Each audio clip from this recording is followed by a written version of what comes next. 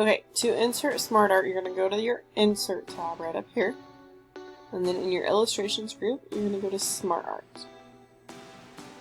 And then it has a whole bunch of different SmartArts to kind of choose from.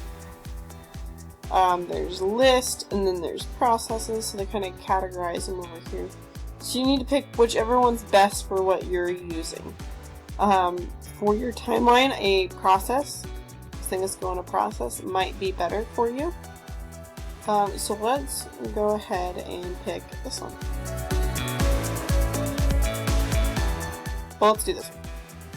There you go. Okay.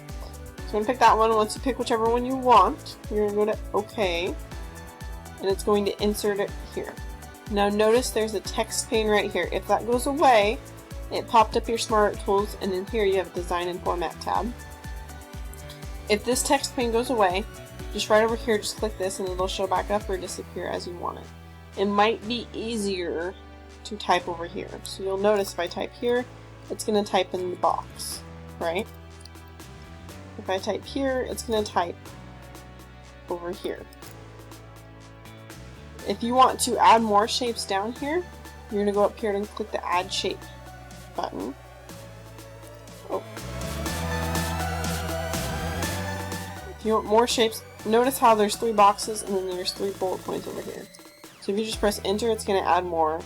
Usually if you add shape over here, it's also going to. If you add bullet, it'll add the bullet points for you. So you can kind of mess with that if you don't want to do the Enter and Tab. Now, this, we need it, if you want to fill your whole page or make it bigger, use your arrows, make it bigger.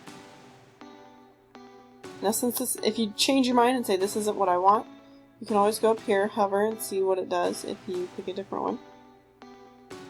Blue is kind of boring, so you can change the colors and pick here what you want. If not, you can always click on it and go to your Format tab, and that's where you can change the shape fill of them and do all of your shape effects and different things like that. You can also make it interesting if you want. And you have SmartArt styles here. You can pick any of these styles and see which ones work better for you. Now make sure when you use these that you can still read it, because that being slanted that way might be kind of hard to read. You just kind of pick whichever one you think is best for what you are trying to do.